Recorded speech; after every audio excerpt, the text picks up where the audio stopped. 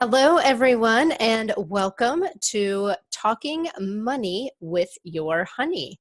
I am so excited that you have joined me today for this webinar. If you're joining live, please feel free to put any questions or feedback in the chat box as we go along. And if you're watching the replay, please feel free to send me your questions as well. All right, so let's talk about money and relationships. So we all know that money has the potential to be a major source of contention in our relationships.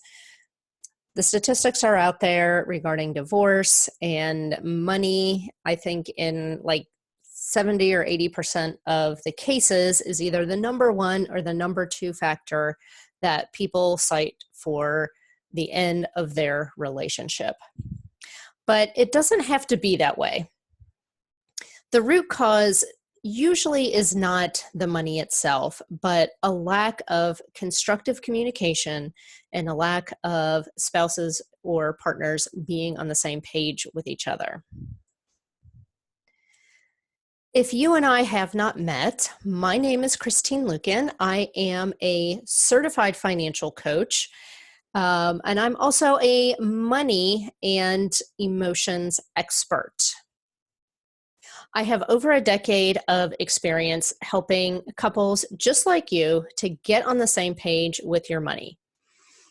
And I have been in your shoes because I know how it feels like to be drowning financially. So if you're struggling with your finances right now, or you ever have in the past, I know that can be a very scary thing. My experience was pretty traumatic. I crashed and burned financially several years after graduating from college, despite having an accounting degree. So it wasn't that I didn't know better, but part of the reason was I was dating someone, actually engaged to someone who had terrible money habits. It was a constant source of stress in our relationship. Not only was he bad with money, he was in and out of jobs and even in and out of jail. And of course, I thought if I just loved him enough that he would change, but unfortunately, he did not. So I refer to that as my almost divorce. And I learned a lot of lessons regarding what not to do when it comes to money, and also what not to do when it comes to relationships as well. So I elaborate on that story and share a lot of my learnings in my book, Money is Emotional: Prevent Your Heart from Hijacking Your Wallet. So I know a thing or two when it comes to money, emotions, and relationships. All right, so when you are in a committed relationship with your spouse or your partner, it's really important that you get financially naked with that person. I find it so interesting that, people have no problems getting physically naked with each other. However, they are hiding things financially, especially from the person that is supposed to be the most important person in their lives. But here's the thing. I want to talk about what to disclose at each stage of your relationship, because I want to make sure that you are sharing appropriately at each individual stage. So this isn't, this isn't something that happens on the first date. You'll probably scare them away if you tell them all the juicy details of your finances, and it's probably not a good idea to do that anyways. So let's talk about when you are casually dating someone. The most important thing I want you to remember at this phase of your relationship is to observe and listen. So you're not going to be grilling them about their finances necessarily, but it's just a matter of watching and listening to how they interact with their money and what they're saying about money. So how are they paying for things when you're out on dates? Are they always paying with cash? Are they paying with a debit card? Are they always paying with a credit card? Do they insist on evenly splitting everything? Or do they expect you to pay for everything? Or are they just pay for everything themselves without question?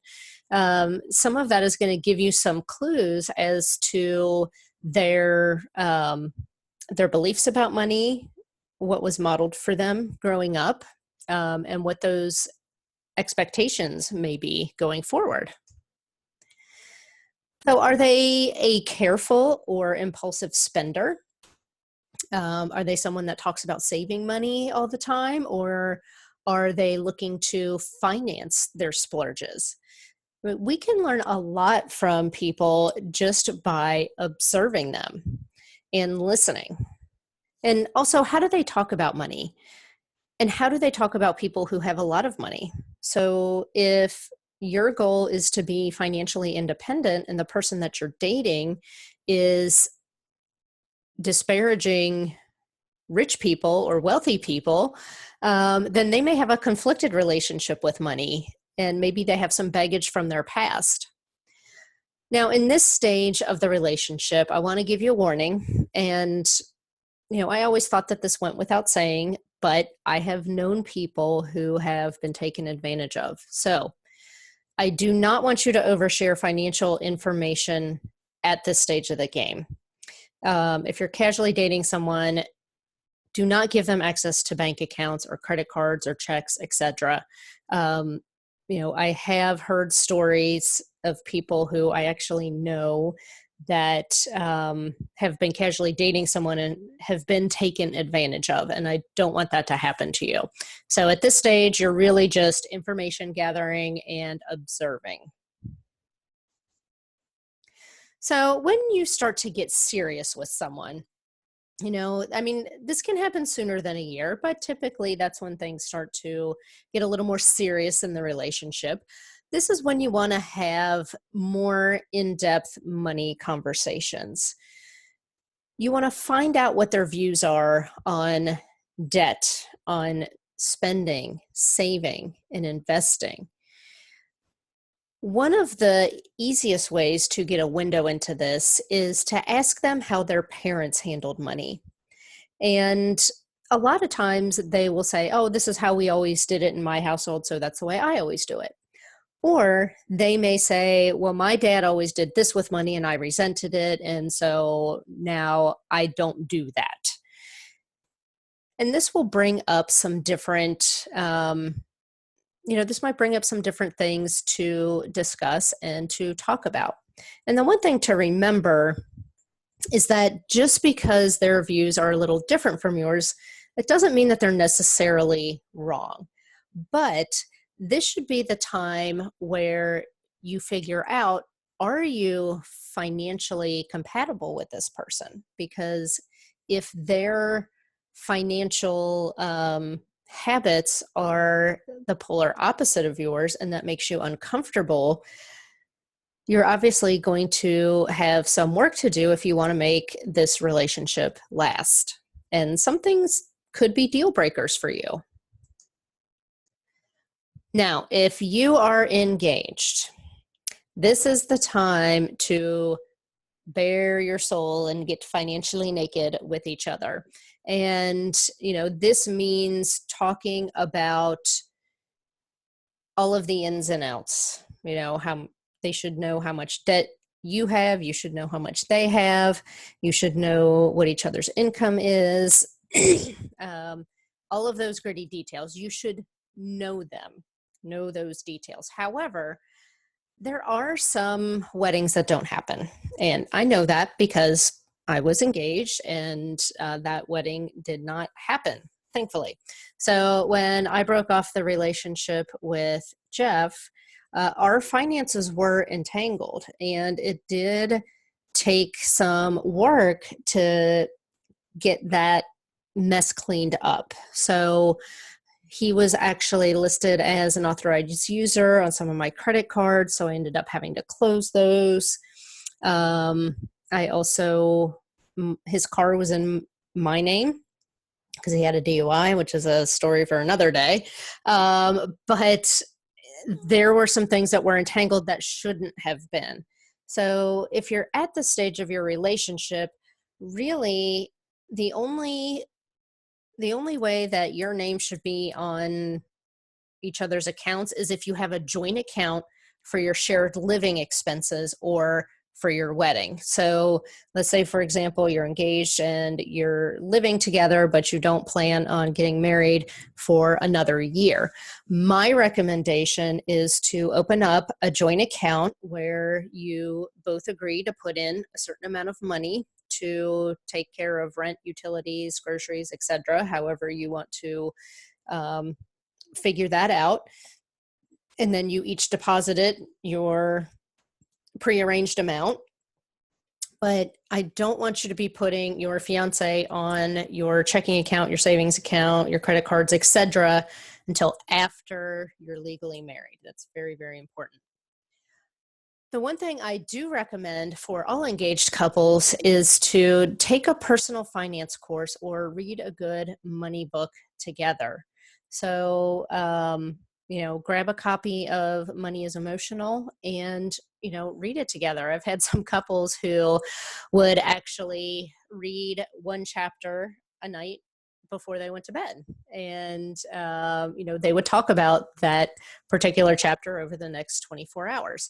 So it doesn't have to be anything expensive or super complicated, but you want to start having those money conversations on a regular basis with your partner, especially at this stage of the game. All right, so once you actually get married, uh, everything should be bared to each other. And if you're currently married now and you have some things that you're keeping secret from each other, it is really important that you come clean about those, whether it is secret savings or secret debt. So once you get married, you might need help from a money coach, from someone like myself, to combine your finances. It's very interesting to me because I am seeing more and more instances of married couples who basically have all of their money separate, which I don't really think is a healthy thing because, having your money together means that you are communicating regularly. Now, that doesn't mean that all of it has to be joint and all of it has to be shared, which I'll get into a little bit later. But there is a difference between secret money and separate money. The other thing you want to make sure you do is you want to be patient with each other because you've probably come from two totally different backgrounds. You might have completely different personalities when it comes to spending your money. And we're not always going to see 100% eye to eye. So my husband, Nick, and I have been married for almost 16 years. And, it's very rare that we have arguments over money. However, we don't always see things eye to eye 100%. And so it is important that you're patient with each other and focused on your big goals. So you want to make sure that, especially once you're married, that you create your plan, whether you want to call it your budget or your spending plan, and you want to be communicating about money often. So right now, I want you to take 1 minute and answer the following questions. How much do you and your honey know about each other's money? And are you keeping secrets about money from your spouse?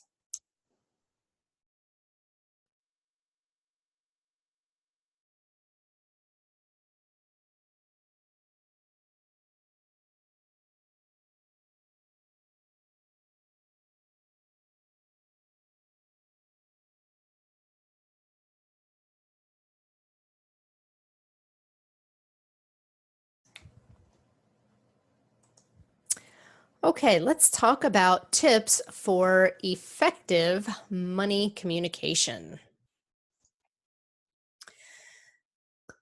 So here's the thing. Regularly communicating about money means you're going to have a stronger relationship. I cannot stress this enough. It is important to be talking about your finances on a regular basis and having productive discussions around money. And as I said before, just because someone wants to spend money differently from you, it doesn't necessarily mean that they are wrong. In every relationship, there are going to be some differing views and some differing goals. And so it's really important to have these discussions and, come to some compromises. Here's a question I get all the time. How do I get my spouse on board? Because typically what happens is one of you is ready to engage in the budgeting process and improving your finances before the other one. So I don't want to say it's rare, but it's usually not both people at the same time deciding, hey, we really need to get our crap together when it comes to our money. Usually one person is feeling that need a little bit sooner than the other person. And so it's a question that I get asked all the time. How do I get my spouse on board with doing a spending plan? So the first thing is, don't nag. Don't tell them why they're wrong, because if you do that, they are going to resist you big time. So the second piece of advice is to focus on the why. So rather than focusing on their out of control spending or the fact that they're putting too much money on the credit card or not saving anything from their paycheck, you want to focus on the outcome. And so, it might be something like maybe you want a vacation to Hawaii. Maybe there's a certain amount that you want to have in your emergency fund so that when things like the car breaks down or you have a home repair, that you don't have to put it on a credit card. Now, maybe you want to take the kids on a Disney cruise. And there's some things that are going to need to change in your finances in order to achieve those goals. So one of the things that I do with every single client of mine is we actually create a financial vision board. And if I am working with a couple, it's their assignment to do this together. And so essentially it's just dreaming about the future and, finding out what are the things that we want to buy? Where do we want to go? What do we want to do? Who do we want to help? What kind of charities do we want to give to? And really creating a very clear and specific vision of what the preferred financial future looks like, because that is going to get them excited about changing. Telling them that they're not saving enough money or charging too much on the credit card is not going to get them on board. And I'll give you a great example of this. I was coaching a couple and the guy was like really on board with wanting to save money. And there was a particular amount that he wanted in the savings account so that he would have 6 months of their living expenses saved up. And, the wife just wasn't as excited about that. And so I kept prodding her and I said, what are some goals that you have for the future? Well, she looked at the picture that was hanging in my office and she said, where is that? And I said, oh, that's a picture that I took in Maui. And she's like, well, I want to go there. And so I looked at the husband and I said, okay, once we save how much you want to save, plus an extra 5,000, I was like, can we go to Hawaii? And he looked at his wife and he's like, yeah. And she looks at him and she's like, you better not be joking because we're going to make this happen. And the great news is actually just within the past 6 months, they went to Hawaii and had their dream trip. So painting that picture of the preferred financial future that you want for you and your family can help to get your spouse on board.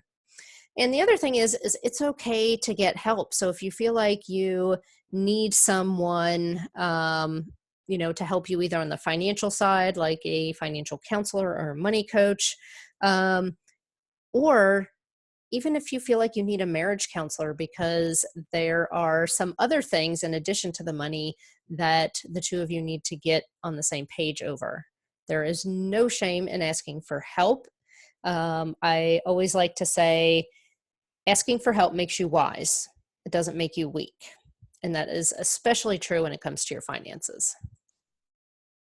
So let's talk about your ground rules for your first money talk. So maybe you have not engaged in creating a budget or creating a spending plan, and you've just kind of been handling things as they come. But you want to be more structured about it, and you want to start executing your plan. So your first money talk, your first, budget meeting can go really bad if you don't have some ground rules.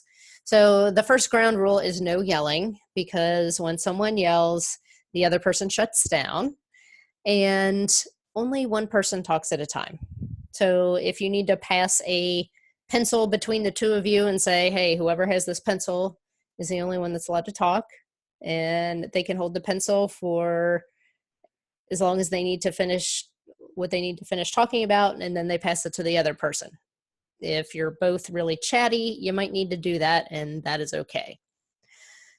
Also, you want to put your energy into forward progress. So there's really nothing productive about blaming each other, about bringing up past mistakes.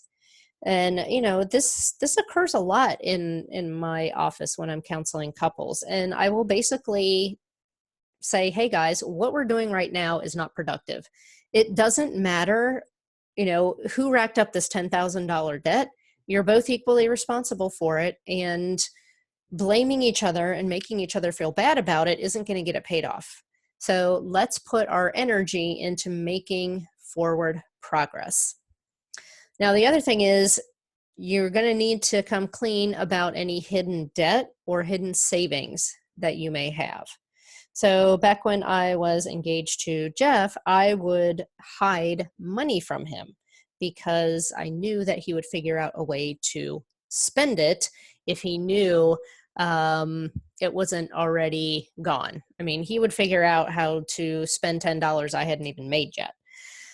So and a lot of times when you're hiding either debt or savings, it's a trust issue. It's not really about the money. You either, that you're doing something that's wrong, that's going to make that person upset, and that they're not going to trust you because of what you're doing, or you don't trust the other person to do the right thing, and so you are hiding savings or investments from them. And neither of those two things is productive.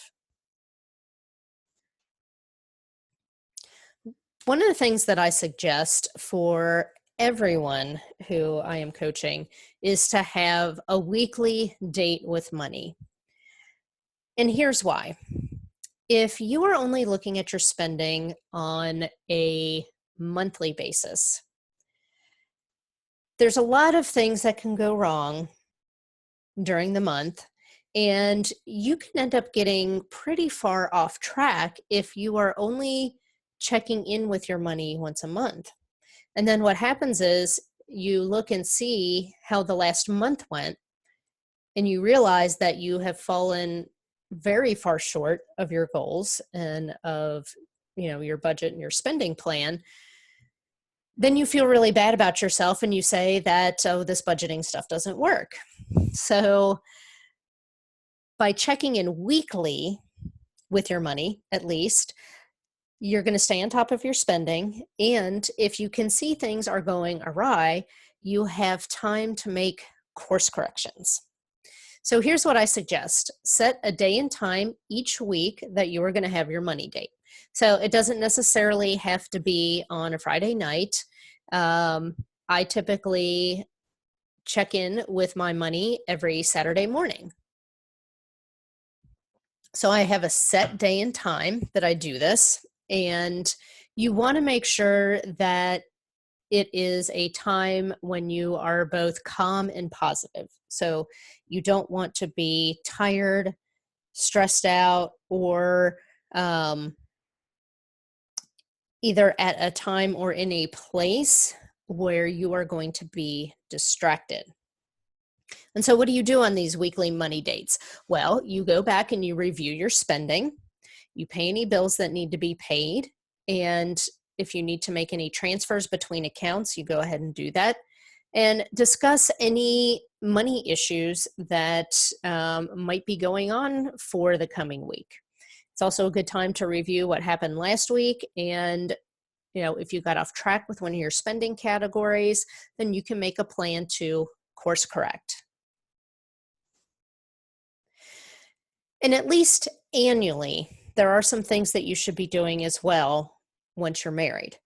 Well, and even if you're not married, you should be doing these annually. But if you are married, you need to be doing these things together with your spouse or partner. And that is meeting with your financial planner. You want to review all of your insurance coverages, and that may involve calling your insurance agent and making sure that you've got everything that you need. And you also want to make sure that you're pulling your credit reports at least annually. So you can do that for free at annualcreditreport.com. That will actually let you pull all 3 credit bureaus at once if you want to. So there are some people who will stagger this and they will pull one of their credit bureau reports every 4 months, which is fine. And I think especially if you're trying to clean up your credit, that may be a good idea. For me personally, I pull our credit reports once a year. And it is very important that, especially when you're meeting with your financial planner, that both you and your spouse are involved. So I made the mistake of selecting a financial planner without my husband's input. And, we had this person for a couple of years, and then it became obvious that she was not doing the best things with our money, that we really weren't getting what we were paying for. We were actually overpaying for things that were underperforming. And so when I found that out and I talked to my husband, he basically said, well, I really I didn't really like that person anyways. I didn't really feel comfortable with her. And I'm like, why didn't you tell me?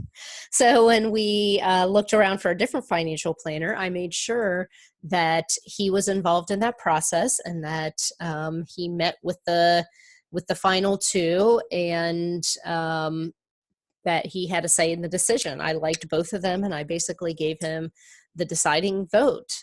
Because here's the thing, if something happens to one of you, the other person is still going to need to interface with that financial planner. So it's important that you both feel comfortable with that person. All right, so take 1 minute right now and write down which tips I talked about in this section that you are going to use to better communicate with your spouse or partner about money.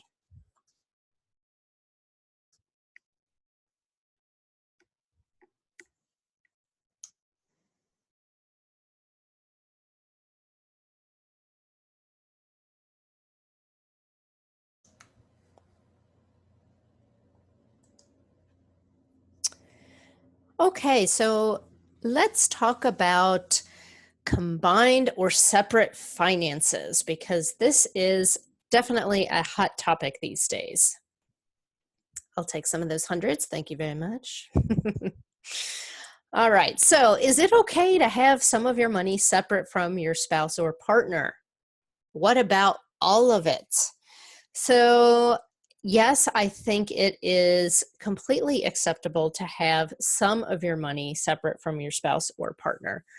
I think this creates a sense of responsibility and autonomy. Personally, the way I prefer that my clients manage their money is to have a joint account where the vast majority of the money is going to handle the joint expenses. Also have a joint savings account for emergencies and those big goals that you're saving for. But to have some separate spending money. So this is how my husband and I handle our finances. And, it just seems like it lessens the fighting because he's not concerned if I'm spending $40 on my nails or if I'm buying clothes or whatever. And I don't get mad when he's buying electronics or different things on Amazon. We're not badgering each other and questioning each other about like, well, what did you buy at Amazon that cost $80? Like, why do you need that? Don't you already have three of those? You may have had some of those conversations yourself with your spouse or partner. So, we decide ahead of time in advance how much money is going into the bill accounts, and the excess is ours to do with as we please. And so that system seems to work out very well for both of us. But here's the thing. If all of your money is separate, there might be some issues lurking beneath the surface. So, is it because there's financial secret keeping going on? Are you keeping your money separate because you don't want them to know what you're doing with it? Are you hiding debt or savings accounts? Are you spending money that they wouldn't want you to be spending on certain things? We call this financial infidelity, where, the issue here is really not the money, it's trust. And sometimes this happens because there is baggage from a previous relationship. So I have a friend who she had been dating a guy for a really, really long time. And he was always extremely suspicious. And, he would say things like, well, you just want to marry me because you want to take my money. And she's just like, what? No, not at all. And if you knew this person, you would be like, no, that's not the kind of person that she is. But his ex-wife was that way. And, his ex-wife had taken him to the cleaner, so to speak, during their divorce. And so he had a lot of this baggage and this paranoia that that my sweet friend was after his money, which she was not. And so, you have to ask yourself, are you keeping things secret because of something that's happened in your past? Because that might be something that you need to talk it out with a marriage counselor or a therapist. So, keeping money separate is fine, but it shouldn't be secret from the other person. And here's the other thing. If you're legally married, both of your names should be on all of the accounts. So unfortunately, I coached a couple not very long ago who the husband handled all the money pretty much. He was a high income earner, and he basically said, I take care of all the bills out of my income, and my wife's paycheck is hers to spend as she pleases. And you know what? That is totally fine. But the problem was her name was not on any of the accounts that he was using to handle those bills. It wasn't on the savings account, wasn't on the checking account. It wasn't on a lot of the investment accounts. And same thing with her account, like his name wasn't on her account. And so, my first item of homework to them was to get each other's names on all the accounts. So like even with my husband and I and our separate spending accounts for our fund money, all of our names, both of our names are on every single account that we have. Whether or not we actually access and exercise that access is irrelevant, because if something should happen to one of you, you want to be able to get to the money. So unfortunately with this couple, the husband passed away, and he did not put her name on the accounts. And so she essentially had to go through probate, which is the court system, to get access to the money that is really rightfully hers anyways. But all those accounts were frozen. Um, and, as a intermediary step, especially if you are engaged, what you might want to do if you don't want to put that person on the account and give them access is to at least make the account payable upon death to the other person. So that is very important, to have both your names on all the accounts if you're married. So if all your money is separate, you have to ask yourself, what is going on? Because you're really just financial roommates. And, are you betting on the demise of your relationship? Is that the reason? Is there really that underlying trust factor? Every once in a while I will have couples come to me who've been married for a couple of years and haven't combined their money just because, honestly, it's more of a laziness or apathy, where it's just like they're busy and they know they probably should do it and they weren't exactly sure the best way to do it. But you really want to make sure that you are on the same page, that you're communicating, and that you're not keeping money separate because there are other issues going on under the surface. All right, so let's talk about some special considerations for blended families. So if you are married for the second or the third time and there are kids involved, this his money, her money, our money stuff is a little more complicated. I usually recommend for my blended families, especially when one of the partners is receiving child support, that child support money is handled by that parent. So, that money isn't joint money, that money is handled by that parent for the best needs of their child as they see it.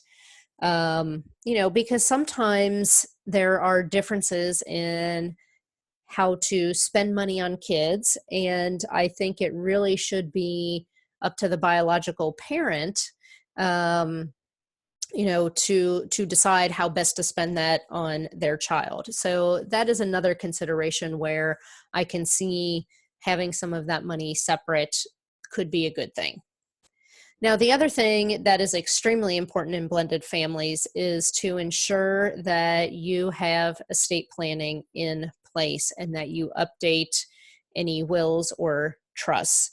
And so if that kind of thing intimidates you, most of the time it's not something that's super expensive, but you want to make sure if something happens to you that your children are taken care of, and someone who has their best interest at heart is making financial decisions on their behalf. So I think everybody should have a will, and so should give some attention to estate planning, especially if you have kids. But that is something that does need some special attention if you are in a blended family, for sure. All right. So this should say take 1 minute. So take 1 minute and answer the following questions. Do you and your spouse keep all of your money together, or do you keep some of it separate, and why? And as a follow-up, is this current system working for you?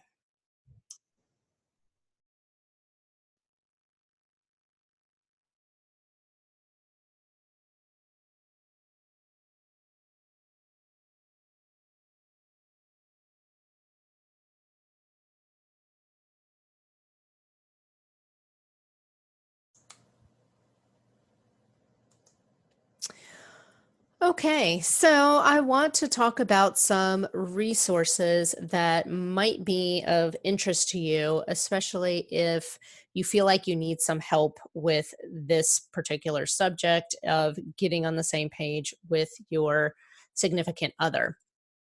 So I do have one-on-one financial coaching, and I have a very special package that is called the Merge Your Money Coaching Package. And it is specifically for engaged couples or recently married couples, or I guess even if you've been married for a while and you haven't combined your money, where we actually go through the process of combining your money, of getting on the same page with, creating your, what I like to call your prosperity plan, which includes your spending, and really getting on the same page and working as a couple together on your finances. The other resource I have for you is my Financial Dignity on Demand membership group. So this is for people who maybe feel overwhelmed about tackling their finances. It is currently, as I'm recording this, it's $25 a month per person or $30 a month per couple. And you receive one video lesson every week. And it's just about 10 minutes or so on a particular area of your finances. And then you have some discussion questions or action items to apply that lesson to your personal finances. So that can also be a really great resource for you and a good way to be communicating regularly with your spouse or partner. And as I said, my Money is Emotional book is also a fantastic resource. If you're a Kindle Unlimited member, you actually get that for free, but it is also available not just on Kindle, but as a paperback and as an audio book via Audible. So if you just go to Amazon and search Money is Emotional in the book section, you will find it. And certainly my website is a treasure trove of blog posts. You can just go in and search for whatever financial topic that you need help with, and you're probably going to get several things that are going to come up to get you pointed in the right direction. So my final resource for you guys, which I'm super excited about, is you are going to get to see a demo of Zeta. And this is a personal finance app that is designed to be able to help you manage your money, whether you have all of it together or parts of it together and parts of it separate. It's going to help facilitate communication about money. So let me get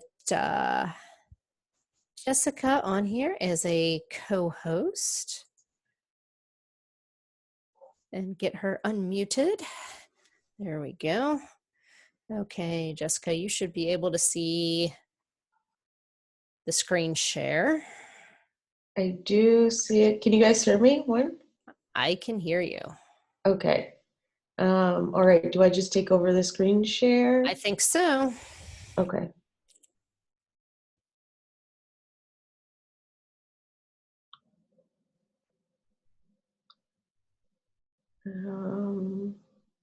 All right. 1 second here. Okay. Okay. Yay, there we go. Awesome.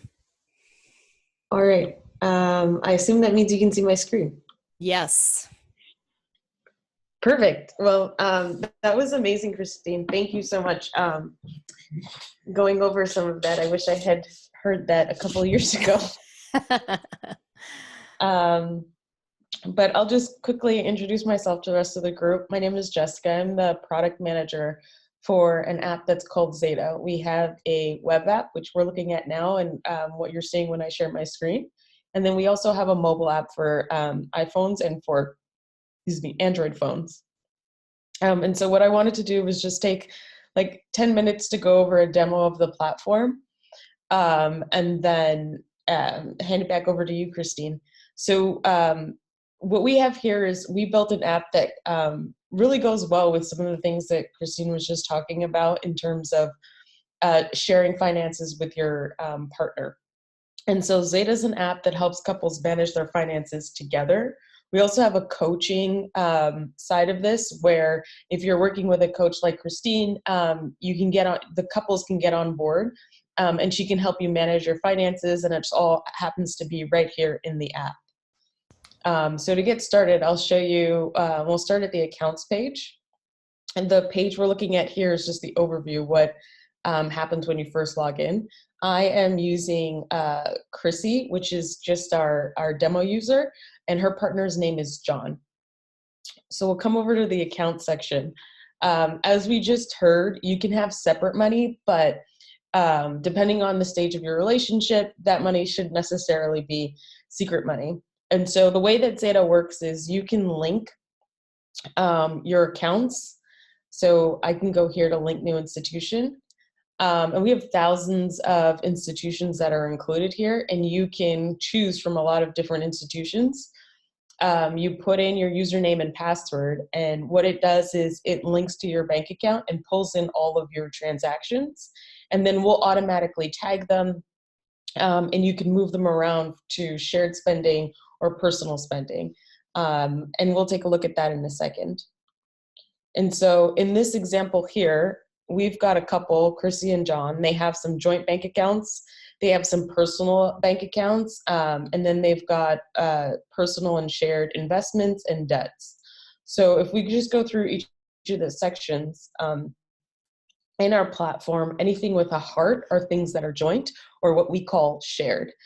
So they're both shared by by this couple, and they've got a joint checking account that's got about $8,000 on it. And then you can also see that Chrissy, the person who's logged in, she's got a checking and a saving. And then the other thing that Zeta allows you to do is see your partner's accounts. So in this case, her partner, John, he has a checking account, and he has an Amex checking account as well. And so what he's able to do is allow his partner, Chrissy, to see it. So the same thing here. What you can do is you can choose whether or not your partner can see the balances of your accounts and whether or not they can see the transactions. And this helps when you're having that money date. You guys want to talk about how much cash do you have on hand between the two of you? What are some upcoming bills? Is the money there to be able to cover it? This helps facilitate those questions because you can see all of it at once. And it also starts to build different views for your net worth. So with just my accounts, what's the net worth like? If we combine our joint, my personal, your personal accounts, what's our net worth? And it's kind of hard to do that on other platforms, but Zeta makes that all possible. The other thing here is if you are in the earlier stages of your relationship where you just want to keep track of how much you're spending together because you have shared expenses, for instance, if you're living together, but you're not quite ready to share what's in your bank account, you can turn those off. So here you can just say, you know what, I don't want John to see the balances or the transactions. I don't want him to see this account. But whenever I have, when I pay for groceries and I want him to let him know that I paid for groceries, you can go ahead and share that individual transaction just so that you can be on the same page about how much you're spending together. So I'll just turn those back on and save them. Okay, so the next thing that I wanted to share with you guys was just taking a look at the transactions page. So on our app, transactions is the hub of everything. And what it does is anytime you use your card or anything gets debited or credited from your bank account, it'll get pulled into the app. Again, this is all fake data that we have here for the demo. But as it comes in, we will tag it and say, oh, home store, this is shopping, YouTube videos is entertainment, Denny's is eating out. So as things come in, our system is smart enough to start tagging it to make sure it gets into the right category.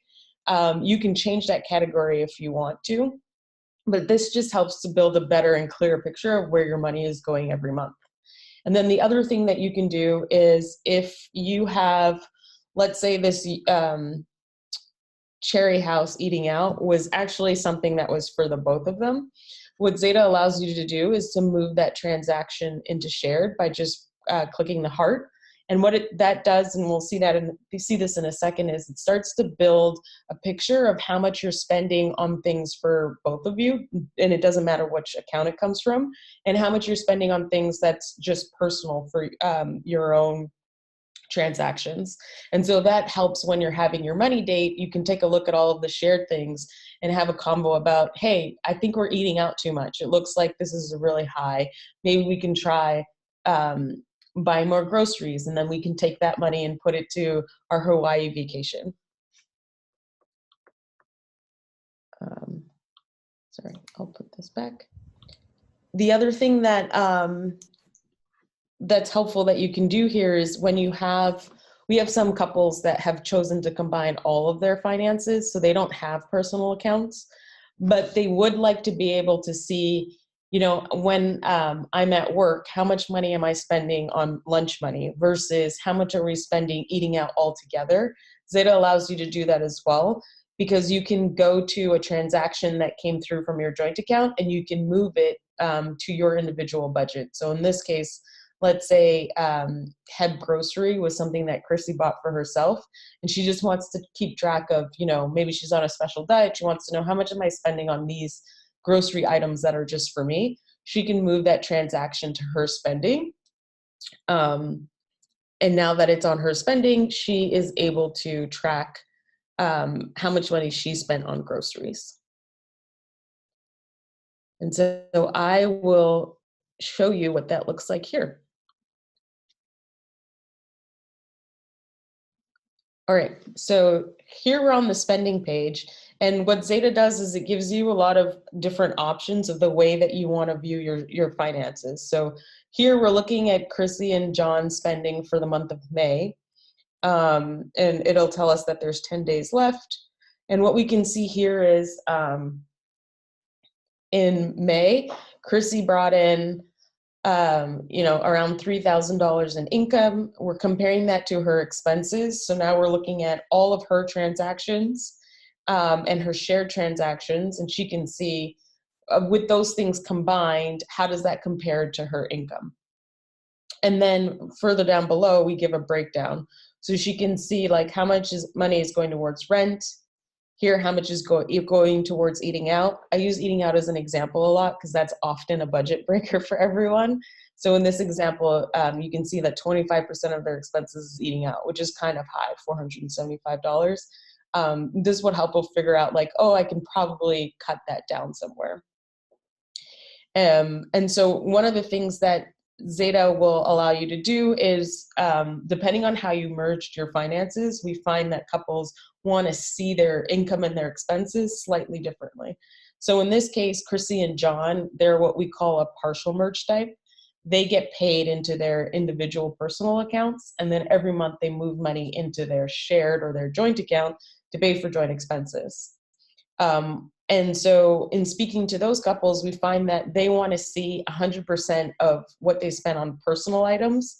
But when it comes to what's coming from the shared, they're only interested in what their responsibility is. So in this case, Chrissy and John, maybe John makes more than Chrissy does. She's only responsible for 40%. So here she can say, just show me 40% of my shared expenses. The other thing that you can do is you can change that if you want to. So let's say she wants to see all of her shared expenses, and she also wants to see what John's spending. This is good to look at if you want to see a combined picture of all of your spending. I can go ahead and save that, and you can see now that this now includes John's income.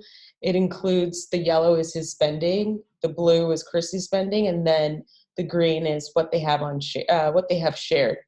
And so down here, it'll give you a breakdown for everything, and then a breakdown for each of their spending.